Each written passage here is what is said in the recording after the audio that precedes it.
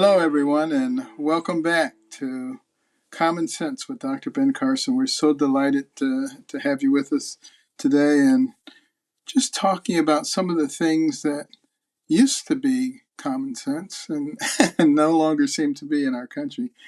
You know, instead of all the mudslinging and the cultural wars, the American people really need some solutions to what's going on right now. We need to come together. We need to really be the United States of America instead of the divided states. And yet you see all kinds of forces every single day aimed at dividing the population, at creating more conflict, creating more chaos. Sometimes you wonder what's up with all that. You know, Americans and their communities are facing so many challenges these days. Just filling your gas tank, you know, putting food on the table. So many people who were planning to retire, you know, their 401k has become a 201k. You know, they're not going to be able to retire now. And, you know, it is really a problem. People worried about safety, just going downtown or going to a movie, going to a restaurant. And we used to feel that we were safe. And now there's so many people who worry about things like that. All these hardships and uncertainties can seem overwhelming. And how many times have you heard people say, what's happening to us? What's happening to our country? Do we have a chance? Is there a way that we can possibly turn this around? And there are plenty of people who can find things to criticize, but we don't see a whole lot of people coming up with a lot of solutions, do we? And that's why I've invited on the program today a good friend, a great patriot, an incredibly smart historian, the former Speaker of the United States House of Representatives. I know you all know who I'm talking about now, Newt Gingrich himself. And he's got a new book out. It's called Defeating Big Government Socialism, Saving America's Future. And it couldn't be more timely because what are we all concerned about right now? Thinking that we're on the brink of maybe turning into something else. Speaker Gingrich, in your latest book, you identify belief in big government socialism as a root cause of many of the crises in America today. Can you first tell us what big government socialism is and how this ideology is taking over some of our critical institutions? No, first of all, I just want to say that it's a great honor to be with you. As you know, Callista and I have long regarded you and Candy as good friends and as remarkable people who've achieved great things far beyond politics. The lives you saved as a surgeon, the example you've been to the community has been remarkable at every level. So it's a privilege for me to be able to be with you and to be able to have this conversation. Well, thank you. That means a lot coming from you. Well, uh, I would say that, first of all, big government socialism is a belief that the rest of us are inadequate, but that elites can dictate to us how we could be perfected. That believe in the use of the power of government to force us into the changes that we might not make ourselves. Its ultimate roots go back to the Bolsheviks in 1917, into the idea that you have these imperfect people that can only be perfected by the state, and that somehow you got to break down all of traditional society and then reshape people into a new model.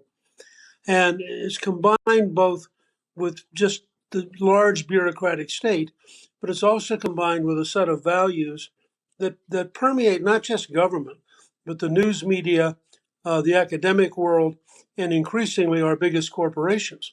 So you have, for example, Disney, which has taken a huge economic hit by adopting a series of policies that people just reject. And they walk off and say, no, I mean, if that's the movie you're going to make, I'm not taking my child to it. And Disney lost an immense amount of value in the stock market. Didn't seem to affect their leadership at all because they are almost a semi-religious moral mission to improve us at any cost. And I think, ironically, this summer you've had uh, far and away the most successful movie. Almost half of the sales this summer have been for Top Gun Maverick, which turned out to be a very patriotic, very traditional, uh, feel-good movie about America as a good country that wins. And yet, in Hollywood, they kind of shrug it off, and think, well, that's strange. I wonder why people did that. Or they say, yeah, that's what all those weird people out there want to see, but it's not what we want to make. Uh, and I think and of course, you've lived this in your own life. I mean, you've been a university professor. You led the Department of Housing and Urban Development. You've been a candidate for president, so you've seen at every level, and the work you're doing to educate children is just unbelievably important. Because what's fascinating to me, and it's a point that uh, I was very struck with. I did a show with Mark Levin, and Levin just broke in to say how excited he is that parents are finally saying, "I've had enough." And whether it's homeschooling or it's working with Cornerstone programs or it's working with Prager University or it's going to alternative schools, that there's a sudden refusal to assume that the only choice you have is a unionized government school dominated by people who want to teach weird left Mhm. wing values. Abs- And I think you're seeing this happen across the board. So I wrote my new book, Defeating Big Government Socialism, to make the case that we don't just, we're probably going to beat the Democrats on just sheer performance. I mean, we're talking on the day when the inflation rate came out at 9.1%. Unbelievable. I think at that point, if you're a normal everyday American, that's hitting it. And I was telling Calista a while ago that when they broke it down, it turned out that I think it was uh, eggs, for example, went up 33% in the last year. Well, you take what's happened to the price of gasoline, all of a sudden, normal everyday people can't afford the fantasies of these left wing groups. So I think we're going to win a performance election, but that's not enough. We need to win the argument that these things aren't working because their policies and their values are wrong.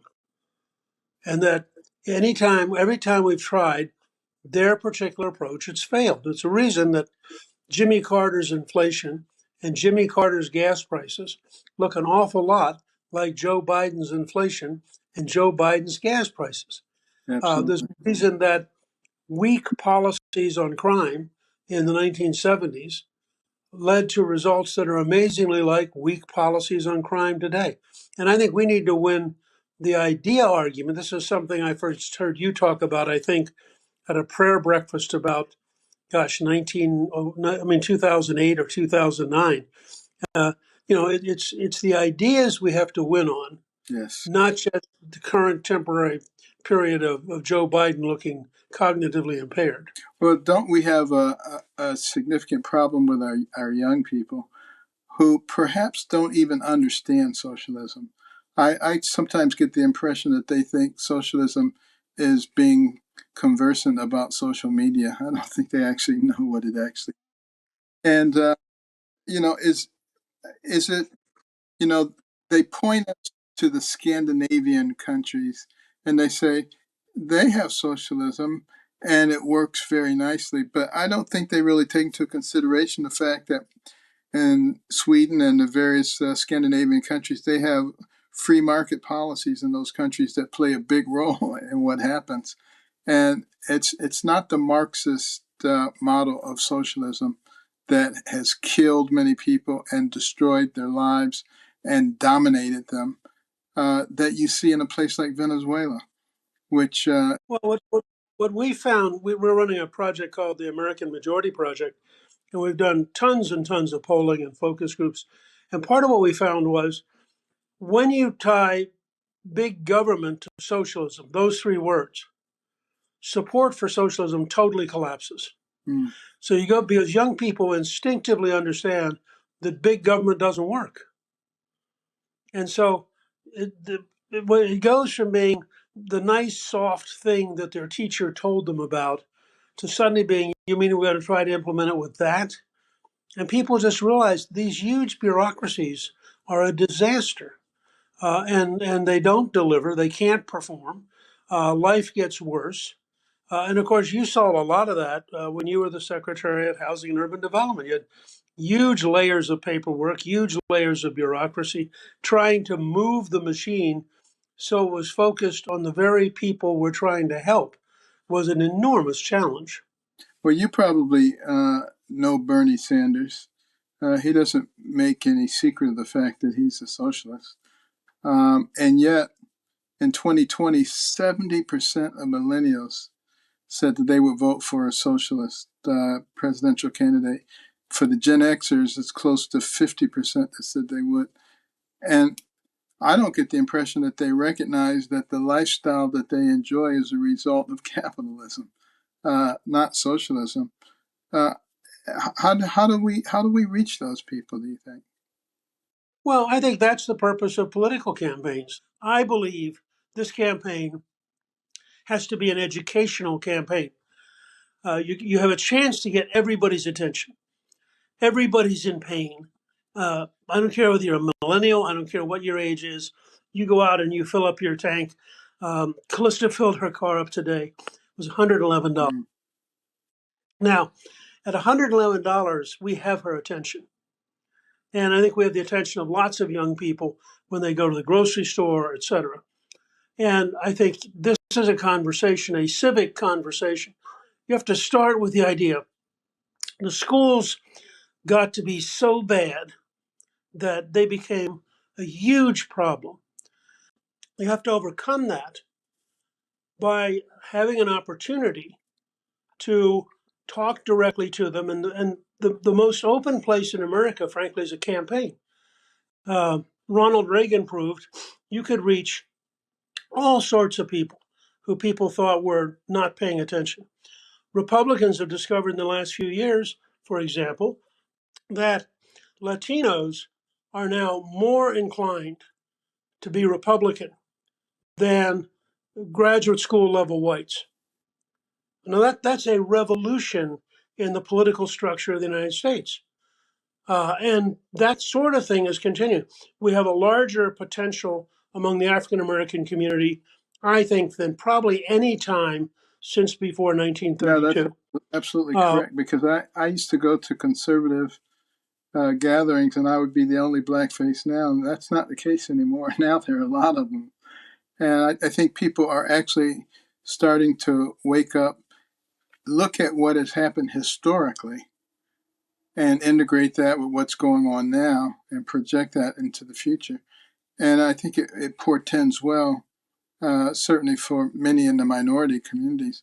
I'm just hoping that a lot of these suburbanites who went to prestigious schools and got indoctrinated are also starting to wake up and recognize that you know we live in an amazing country, and you know in order to fundamentally change this, what the left has to do is create dissatisfaction with the model that we have now. And so what do? Anything that creates more chaos. And you can see it's almost on a daily basis, more chaos. It's like the Cloward Piven model. If you got so many things going on, you can't really concentrate on any uh, one thing. And we somehow have to get the American people to recognize what's going on. And I agree with you. Campaigning, talking to large groups of people, uh, persistently getting that message out, I think is making a difference. And what has been so encouraging to me is everywhere I go around the country, I see so many parent groups who are now getting out there and getting involved because they're concerned about the indoctrination that's going on in our schools. And, that's obviously why we created the Little Patriots program. and we're working with lots of other groups because we have got to be just as aggressive when it comes to planting the correct seeds as they are. As Vladimir Lenin said, give me your children to teach for 4 years, and the seed that I sow will never be uprooted. Well, we've got to be just as aggressive as they are in sowing those seeds and watering them and being courageous about them. And when it comes to courage, I don't know if anybody in the political sphere is more courageous than you are, and have put forth a lot of things that maybe didn't seem popular at first, but proved to be extremely good. How were you? You saw the country was veering off, a couple of decades ago in a very bad direction, and you came up with an actual plan that became very popular, a contract for America. How were you able to withstand those headwinds? Well, I think I really draw my political approach back to Lincoln when he said we're for government of the people, by the people, and for the people. And if you believe that, and I had worked with Ronald Reagan starting in 1974, and Reagan understood that. Reagan's great strength. Reagan thought of himself as a citizen. He didn't think of himself as a Republican. He had been a Democrat. He'd actually supported Franklin Delano Roosevelt and Harry Truman. Um, and I think that he always spoke and said to my fellow Republicans and to those independents and Democrats who share our values. So he always tried to be inclusive. And I had watched Reagan, and Lincoln had done the same thing in 1859 and 1860 and 61, lay out a program that people could understand. There's a principle I'd learned from Prime Minister Margaret Thatcher that first you win the argument, then you win the vote. Well, that means you got to know enough to make the argument. And so we created an argument, and we drew it from the heart of the American people. This is actually the basis of our program on the American Majority Project, which people can see at AmericanMajorityProject.com. And that is, when you go to the American people, they will tell you what they believe. For example, they overwhelmingly believe in the work ethic. And they overwhelmingly believe that the current system of giving people money for doing nothing is profoundly wrong. It's not just wasteful. It teaches really bad habits. It cripples people's lives. It encourages corruption. And so you can campaign on welfare reform, which is very bitterly opposed by the left. Um, People believe overwhelmingly, about 83%, that parents have the right to know what is being taught to their child. Now, the teachers union bitterly opposes that. But the Reagan tradition was find a 70 or 80% issue and stand next to it. Now, your opponents either got to agree with you, in which case they're in your shadow, or they've got to run over and be on the 15 or 20% side.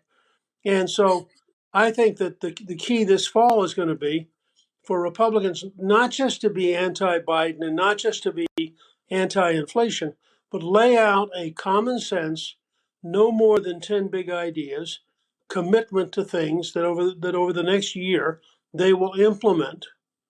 And I think that the country will respond eagerly because the country wants to see a positive future. The country wants things solved. I mean, when you can't afford to buy gasoline, I remember when we were at the peak of the baby formula shortage, and a woman who had said, I have to go to 3 or 4 different stores to find the baby formula, and I can't afford the gasoline to go to 3 or 4 stores.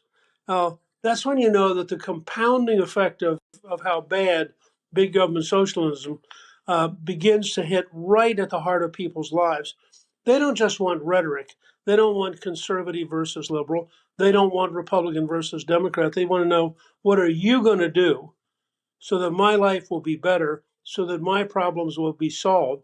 And I think a Republican Party which responds to that could win a surprisingly big victory. And we'll be right back with more from Speaker Newt Gingrich. Stay with us.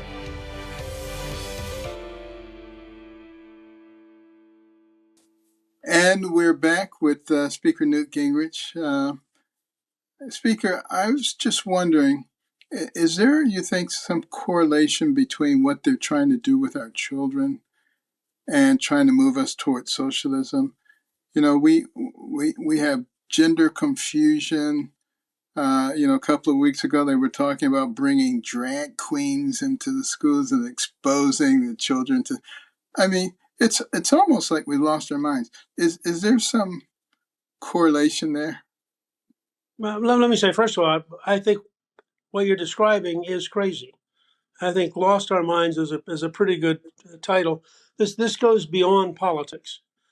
These are people who believe in a semi-religious belief system that is totally destructive of our values, and I think it's enormously dangerous. They understand, and they've had a very long commitment to try to control the schools because they believe that all of the things you and I would value are a threat to their worldview. So I have a poster on my wall that we got when Callista and I made a movie about John Paul II, and we were filming in Poland. And the people at Solidarity, who were the great union who had stood up against communism, gave me a poster from that period, from 1981, that says, "For Poland to remain Poland, 2 plus 2 must always equal 4." Anytime you break away from reality, that the Soviet state was exactly like 1984 in George Orwell's novel. The Soviet state said, if we tell you 2 plus 2 equals 5, it equals 5. If we tell you 2 plus 2 equals 3, it equals 3. And what the Poles were saying was, no, there is an objective reality. Well, the left's core value system hates objective reality. They want you That's for to sure. identify to an emotional narrative which they will define. And so they think it makes perfect sense to teach a 7-year-old white girl that she's the product of white privilege, which is a purely racist concept. They think it makes perfect sense to have third graders get involved in discussions about transgender policies and about what their sexuality is. They think it makes perfect sense to abolish, and by the way, in a number of states, particularly on the West Coast, you have departments of education at the state level that want to abolish requiring math to have single answers, because a single answer means there's a right and a wrong. And if there's a right and a wrong, the student could be wrong. And if the student's wrong, they'll feel bad. So maybe they're, I wonder. I wonder if those people would like to go up in a rocket ship designed by somebody with that philosophy. they would tell you on the surface, yes, because it would be a spiritually enhanced rocket ship. I mean, it's just your point earlier, when these people are out of their minds, they're crazy. I often tell people that if you want to understand what's happened in terms of violence in the cities, or violence dealing with terrorism, or dealing with threats from overseas, imagine that these liberals saw The Lion King and thought that it was a documentary. And so they actually believe that lions and zebras sing and dance together. And we try to explain to them that lions eat zebras, and they think that's a sign of how mean we are, Right. because we're sort of defaming the lions, because no good lion would eat a zebra. And you have to look at these people. This is a mental health problem, not a political ideology problem. Well, it's interesting that we got there so quickly. I mean, this has been going on obviously for decades, but it really has come to a head over these last couple of years in a very dramatic way, so that people can actually see. When you look at the previous administration and you juxtapose it with this administration, it makes it very easy to see that policies make a difference in the quality of people's lives. And people used to always say, well, it doesn't matter, who's in or who's out. The system is almost automatic and it just will go on. Just like they say in terms of economics, you have peaks and valleys and it's a natural phenomenon. And it's not natural. It's that we have people who understand and then we have people who don't understand in charge of the economy. And I don't think anything's made that more clear than the last several years. And I think that's good. But what what worries a lot of people, myself included, is you get these people in the political arena who are eloquent in their speech, and there's a lot of allure. People say, "Yeah, I really like them. They're going to bring us peace." And but it's a pattern that we've seen before with many Marxist countries where you get this enthusiastic, very attractive leader. They come in, they gain support, and then they align themselves with the police and the military after they get rid of the guns or means that people have to defend themselves. Isn't that a pretty consistent pattern of how places are transformed? Yeah, it's a very consistent pattern, and it in part moves you from being a citizen to being a subject. When you're a citizen, you can defend yourself. That's why the Second Amendment, which gives you the right to bear arms, was adopted by the founding fathers because they knew that if the American farmer had not had weapons, the British would have in fact crushed the rebellion in the first couple of weeks. And so they really believed, and they were quite clear, they believed that in order to protect your liberty, whether from your own government or from a foreign government, you had to have the right and the ability to protect yourself. The first thing that Hitler did, the first thing that Lenin did, the first thing that Mao did Yeah. was take the guns because they understood that if they did not disarm you, that in fact you wouldn't tolerate what they were about to do. And I think that's a grave danger for us here. Well, I tell people all the time when I hear these arguments about uh, the people not having the right to certain weapons and certain ammunition. I said, the Second Amendment is not about deer hunting or duck. It's about the ability of the people to defend themselves from an overly aggressive government. Because one of the things that really is fascinating to me as I study American history is how thorough our founders were, and going back and analyzing what had happened throughout the history of the world with various governments. And they knew with the system that we were putting in place that a time would come in the future where uh, overly aggressive, domineering people would be in charge of the government. And that's why they made absolutely sure that our people had the right to defend themselves. And that's what the Second Amendment is all about. And if people have weapons, as you very adroitly state, the likelihood of the government trying to take over diminishes very significantly in that situation. The founding fathers wanted to create a government strong enough to defend us from foreign powers. But at the same time, they wanted a government limited enough that it couldn't control us. Now, if you It think about it, is. that's a very delicate balance. And they were very conscious about this because they knew that the natural tendency of government is to move towards dictatorship. Lord Acton captured it a century later when he said power tends to corrupt and absolute power corrupts absolutely. And what you've been seeing happen, I think that the very threat of Trump's reforms, the scale to which Trump took on the entire system, led to a moment where the left went through almost a catalytic conversion. Think of the way you can heat up a chemical and suddenly it coalesces. In a way, a half century evolution of left wing behavior, some of it sexual, some of it environmental, some of it economic, some of it about crime. I mean, all these little streams were all moving. And suddenly, when Trump won and Trump began to challenge their whole system, they came together. And when Trump lost, they came. It's as though literally they all came out of the closet simultaneously, and they all said, we can now really be who we are.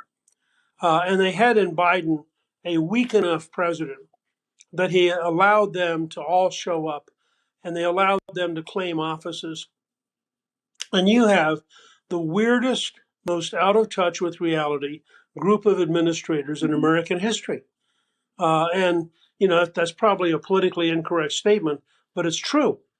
And if you actually go through who they've appointed, these are people who don't have much touch with the real world. It is really shocking how rapidly it has all occurred.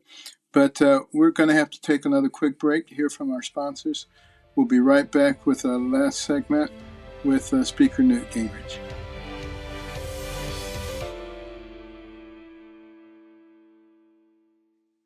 And we're back again with Speaker Gingrich. There are obviously a lot of problems that we've talked about. I want to thank you personally for writing this book, for laying it all out, talking about so many things, including what's happening in corporate boardrooms with ESG, talking about what's going on in our universities with the indoctrination. But what I think would really help our audience right now, of course, you speak about it extensively in the book, but let's cheat a little bit. And what can individual citizens do rather than just sit back and wring their hands and say we're losing our country? Well, I mean, first of all, I think we need to make citizenship more than just voting or not voting. What you're doing is a good example. Every parent or grandparent or aunt or uncle who's willing to get involved in the Little Patriots program, everyone who is willing to take time, for example, to take their family on a historic trip to go look at the sites that have made America great. Everyone who is prepared to be involved in their community. Uh, the greatest bulwark against big government is strong communities, strong neighborhoods, strong churches, and strong synagogues, uh, so that people can. It's more than just being voting or not voting or being in a campaign or not. There are 1,000 opportunities in citizenship. Alex de Tocqueville wrote about this in the 1830s and said Americans have this amazing association approach that they just go create things, they go do things. And so I would say that learning about your country, learning about the issues, looking around at people that you can talk with, developing mutual projects that are helpful, all of these things can be done. And most of them don't involve an election or don't involve a particular aspect of government. They're just called citizenship. Yes, absolutely. And the left seems to hate our history, and they seem to want to get rid of our history. But of course, our history gives us our identity, which gives us the basis of our beliefs.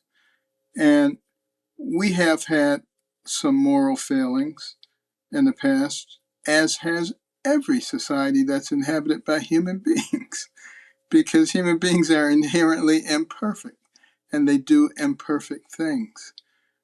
But would you comment on the fact that the left says that our imperfections are the reasons that we are inherently racist, inherently bad, and why we need to sort of erase the slate and start over with something that is truly good and fair and equitable to everybody?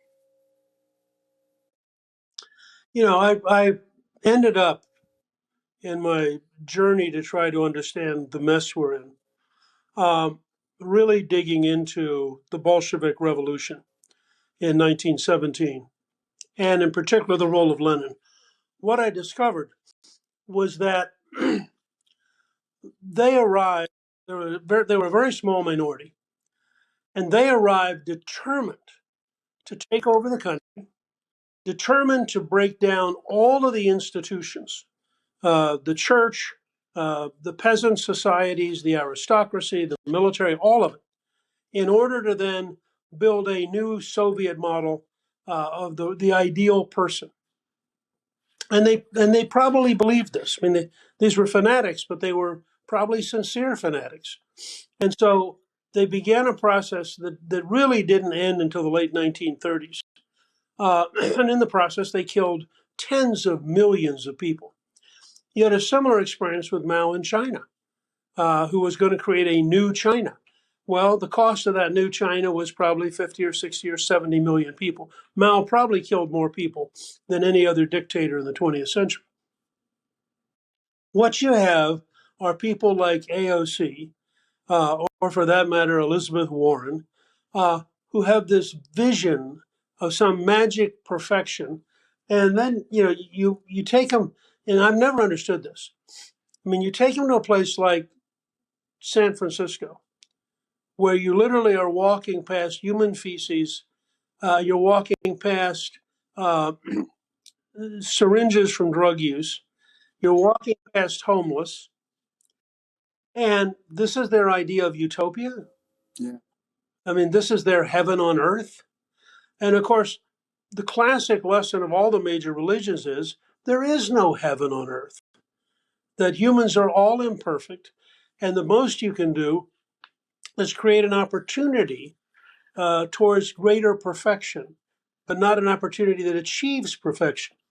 And I think they hate America because America has liberated more people from more backgrounds than any society in history. You can come to America to this today from Nigeria or from China or from Guatemala, and you will probably end up with a better Mhm. life almost Absolutely. overnight. But somehow that's not good enough, and it's really a fight over power. They want power. And so they have concocted a belief system and a set of demands and a set of attacks to give them power. That's what this is Mhm. really all about. Absolutely. I just want to close by asking you a little bit about the American Majority Project, uh, how this project relates to the book, and what you're learning from these discussions. Well, we were approached by Bernie Marcus back in 2017, 18. And Bernie, who I'd known for many years in Georgia, co-founder of Home Depot, uh, he knew that I'd worked with Reagan in the great victory of 1980, and that we had developed a contract in the first Republican House in 40 years in 1994. And he said, is there a way to find issues that bring Americans together so that you could actually build a large governing majority of Democrats, Republicans, and independents, so you could actually have a stable system that for 2 or 3 generations could get things done? Because we have real challenges, and we're not meeting those challenges. And we have real competitors in China, Russia, and elsewhere. And so I said, yeah, I think you can. But as I said earlier to you, um, I really passionately am a Lincoln Republican. I really, as Lincoln once said, God must love the commoners because he made so many of them. And Lincoln, I think, totally believed in government of the people, by the people, and for the people. It was probably the most carefully attuned to public opinion of any president we've ever had. Long before the time when there were public opinion polls, he stayed in touch with people on an enormous scale. With modern technology, with opportunities, we developed relations with several pollsters. We also developed an in-house ability to do lots of focus groups because I don't just want to go out to people with a set of questions we've come up with. I want to go out to people and ask them, what do you think? How do you respond to something? How do you think America is essentially a good country or a bad country?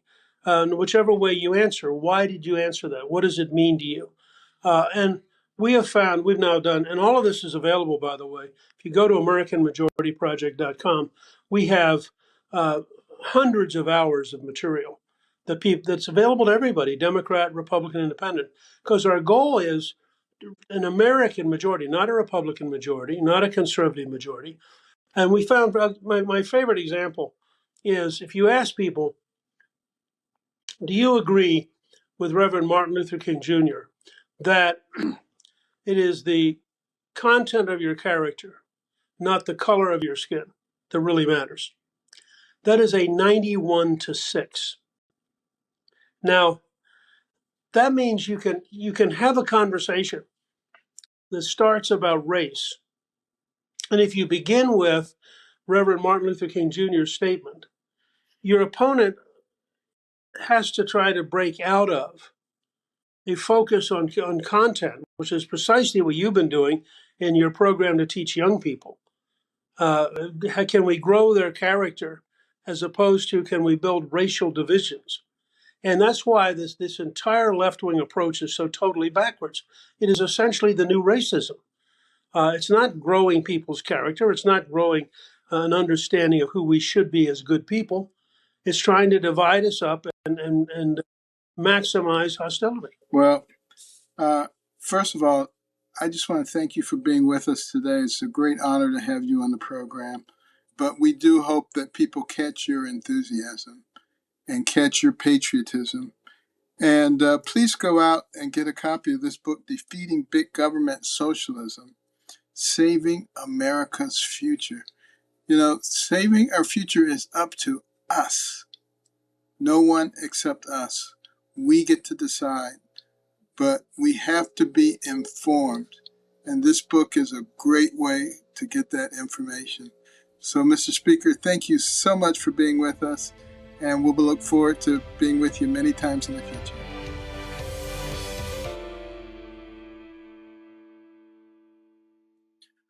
Well, I hope you enjoyed our time with Speaker Newt Gingrich. He had some great insights and some good suggestions.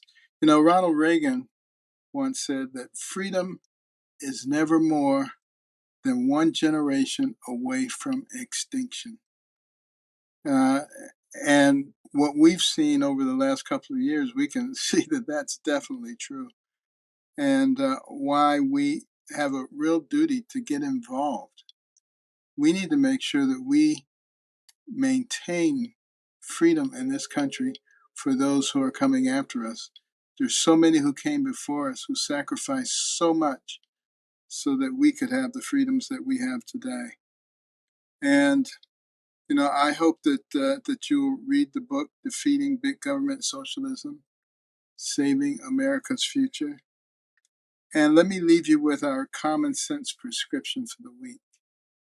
You know, there are so many of us who are perplexed and worried about what's going to happen in our country.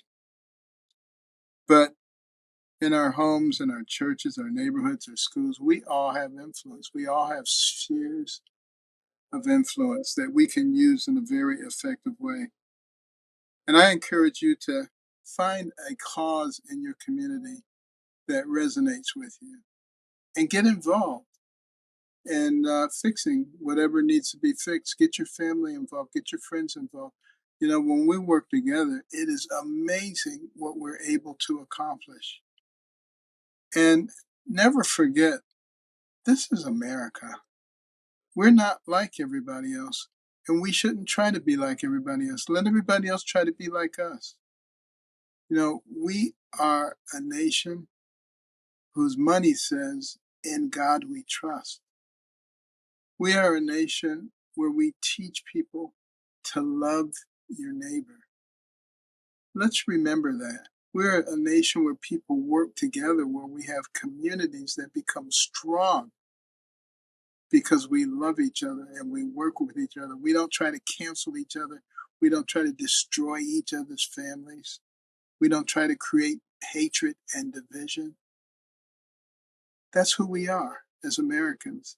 And that's why we have been the leader in the world. And let's remember that and let's maintain that. And I want you to make sure that you subscribe for free on Apple Podcasts, Stitcher, Spotify, wherever you get your podcasts. Rate us, tell your friends about us, tell everybody about us. Let's keep this thing moving. We need lots of doses of common sense. And remember the cornerstone principles of faith, liberty, community, and life. See you next week.